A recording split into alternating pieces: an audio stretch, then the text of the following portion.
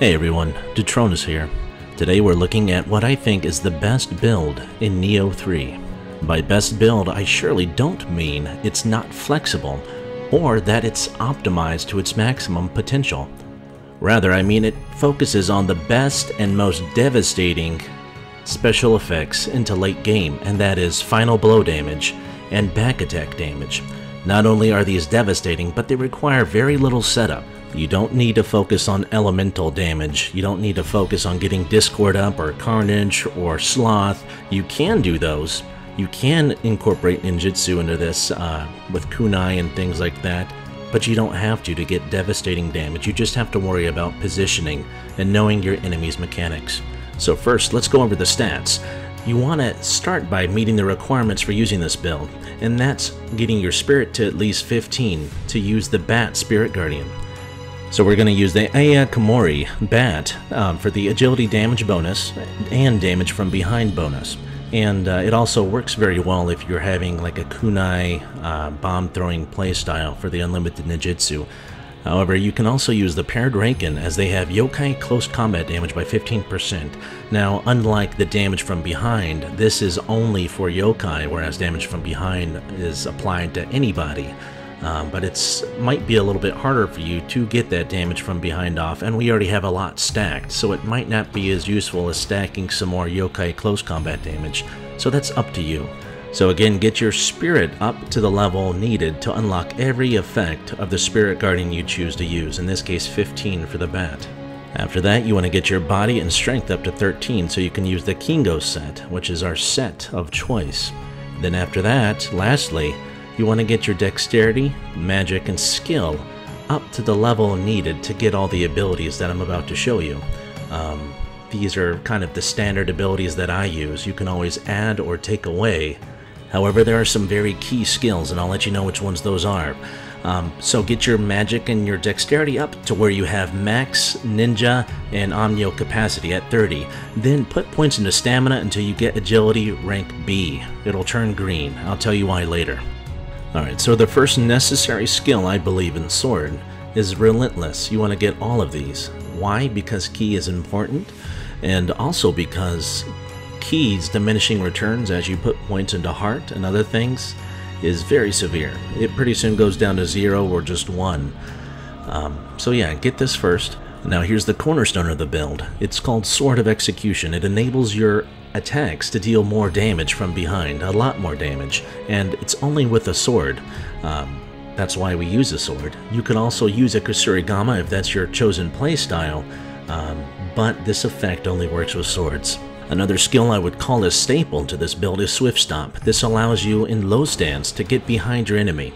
It doesn't work too well against human opponents like revenants or bosses because they block behind them automatically, which is kind of annoying, but it works great with yokai, and yokai are the more fearsome, dangerous enemy in this game, in my opinion. After those 3 skills in the sword tier, I would recommend getting all your use Ki Pulse while dodging skills and any other skills you like in this tree.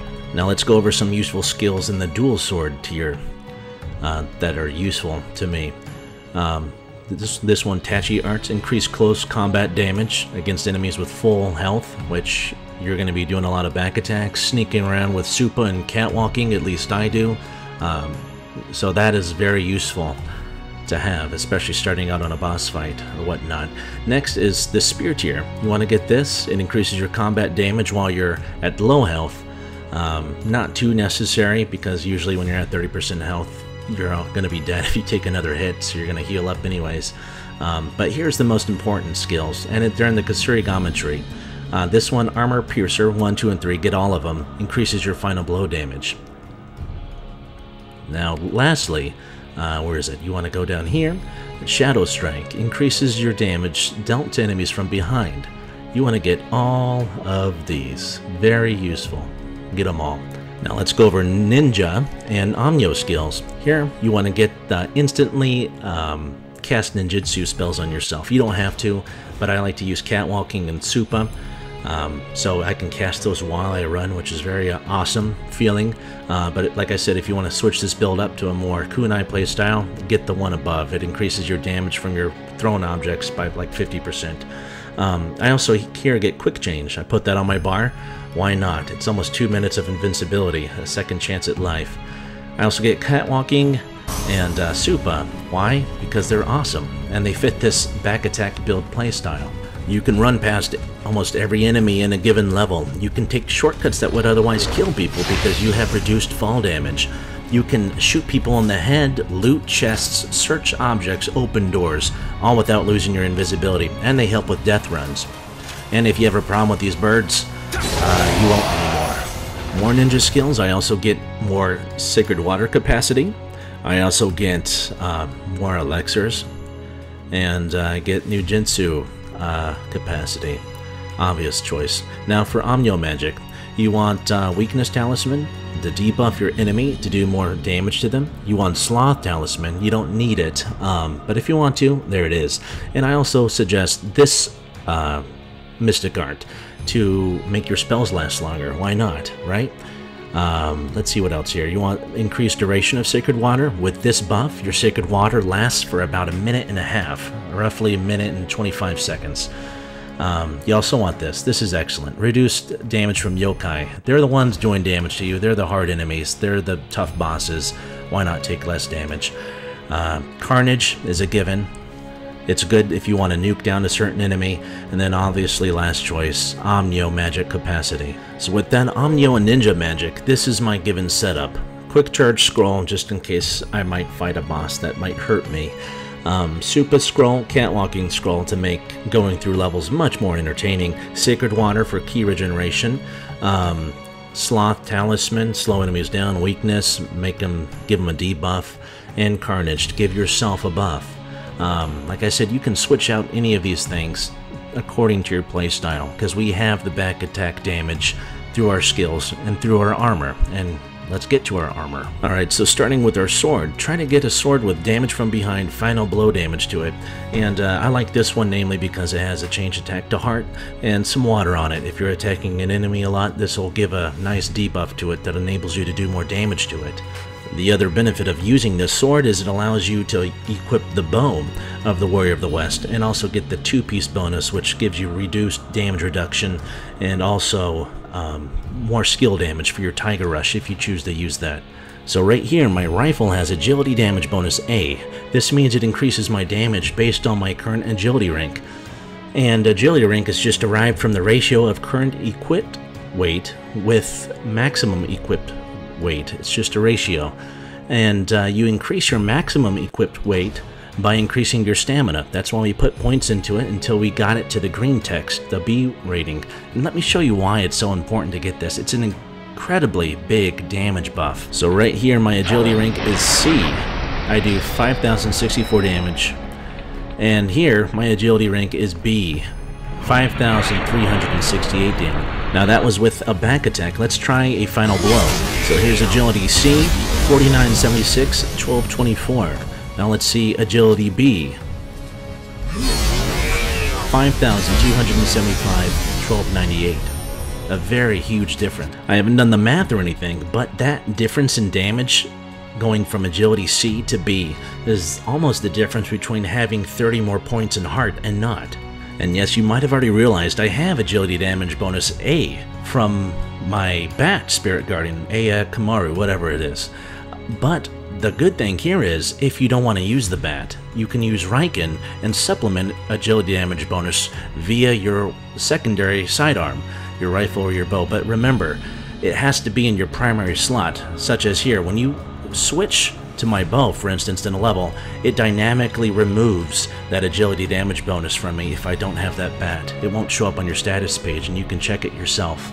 This is because the stats on your secondary weapon don't apply if they're not technically equipped. And right here, my bow is not technically equipped, so I'm not getting the stats from it, but I am getting the credit for the Warrior of the West set. Alright, let's talk about Kinga's armor. One of the most underrated sets in the game right now, because Red Demon is running amok. Please, why does everyone have Red Demon? You guys don't even have spears or fire damage on, but you're running Red Demon. I don't get it. But Kinga's armor is awesome. Not only does it give us just regular close combat damage, but it also gives us tons of damage from behind and final blow damage, really making this build the way it is, I highly recommend it. And for your gear might say damage from behind, like on the helm, like mine does, but that just means you take less damage from behind. But if it's on your weapon, you deal more damage from behind. So the three main special effects you should get is reduced elemental damage when guarding, so you can block spells and it doesn't take as much ki, having attack in your gloves, and just having flat out reduced elemental damage on your chest. Other than that, the rest is up to you according to your playstyle. Now lastly, for your accessories, you want increased yokai close combat damage.